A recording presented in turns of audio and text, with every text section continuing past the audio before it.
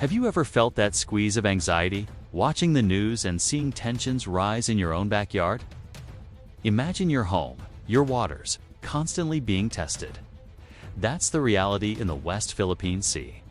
But what if I told you a major shift is happening right now? One that could change everything without firing a single shot. This isn't about starting a war. This is about preventing one. On November 1st, a groundbreaking announcement was made: a new U.S.-Philippines South China Sea Task Force. Immediately, whispers of conflict grew louder. But President Marcos was quick to set the record straight. He defended this move, not as a step towards war, but as a crucial step towards de-escalation. His exact words emphasized coordination to reduce conflicts. It's a powerful statement, turning the narrative on its head. So, what does this task force actually? And why is 2025 the year everyone's watching? Let's break down the naval intelligence. First, let's understand the landscape. For years, the South China Sea has been a global hotspot. We've seen it all: Chinese vessels conducting aggressive patrols, the gray zone tactics, and Filipino fisherfolk facing harassment in their traditional fishing grounds. It's a constant pressure cooker. The Philippines has consistently stood firm, citing the 2016 arbitral ruling under UNCLOS, the United Nations Convention on the Law of the Sea, which invalidated China's sweeping 9-line claim. But upholding a right and enforcing it are two very different things. This is where the new task force comes in. This isn't just about putting more ships in the water.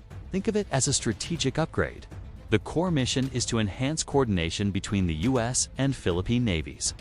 It's about real-time information sharing, joint patrols, and synchronized responses. Imagine a situation where a Filipino supply vessel on its way to Ayungin Shoal is being shadowed. Before, the response might have been delayed or isolated. Now, with this task force, both U.S. and Philippine command centers can see the same picture, communicate instantly, and coordinate their actions. This seamless integration acts as a powerful deterrent. It sends a clear message: an aggressive act against one is seen by both. But hold on, isn't this just making the Philippines a pawn in a bigger US-China game? That's a valid concern, and it's something many are debating. However, the perspective from Manila is one of sovereign empowerment. This isn't about relying on the US to fight their battles. It's about leveraging a decades-old alliance to fast-track their own defense modernization. The armed forces of the Philippines are in the middle of a crucial modernization program, and this partnership provides access to advanced technology, training, and operational experience that would take years to develop alone. It's about building a credible self-defense capability. This is Pinoy pride, not in aggression, but in peaceful strength and the determination to protect what is rightfully theirs. Let's look at a map. Here are the key hotspots: Scarborough Shoal, Mischief Reef, and of course, Ayungin Shoal, where the BRP Sierra Madre stands as a symbol of Philippine resolve. The task force's activities will be concentrated around these areas. The goal is to create a more transparent and stable maritime environment. By increasing the presence and surveillance, it becomes harder for gray zone activities to go unnoticed or unchallenged. It raises the political cost of any aggressive maneuver, forcing a potential aggressor to think twice. This is the essence of what military strategists call integrated deterrence. Now, let's talk about the timeline. Why is 2025 such a key year? Several factors are converging. The Philippines' naval modernization is expected to hit significant milestones by then, with new frigates and patrol vessels becoming fully operational. The U.S. is also reorienting its strategic posture in the Indo-Pacific, and globally, the geopolitical landscape is shifting. 2025 is seen as a window where the new strategies and capabilities of the USPH alliance will be fully integrated and put to the test. It's a deadline for readiness. This brings us to a crucial point about the nature of this alliance. It's not just about military hardware. It's built on a foundation of shared values and a mutual commitment to a free and open Indo-Pacific.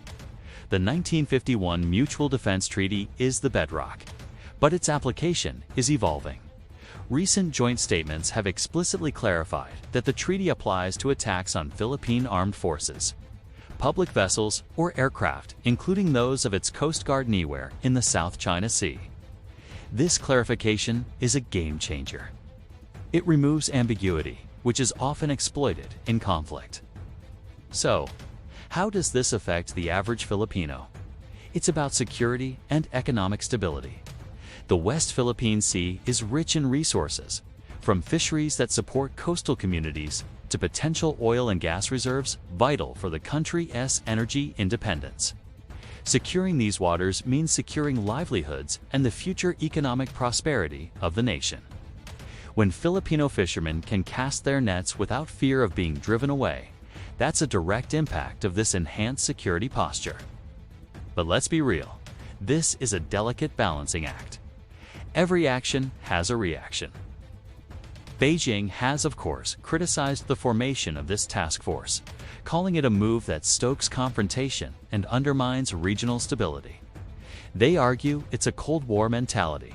The challenge for President Marcos and his administration is to navigate this diplomatic tightrope. They must project strength to deter aggression while simultaneously keeping lines of communication open with China to prevent miscalculation. Diplomacy remains the ultimate goal. The task force is a tool to create the conditions for that diplomacy to succeed from a position of strength, not weakness. Let me tell you a short story that illustrates this. Think of a neighborhood watch. When a community feels threatened by bullies, they don't form a gang to start fights. They form a watch group. They install cameras, they walk the streets together, they share information. Their presence alone often deters trouble. It makes the neighborhood safer for everyone, allowing kids to play outside and families to feel secure. The USPH Task Force is essentially a maritime neighborhood watch on a national scale.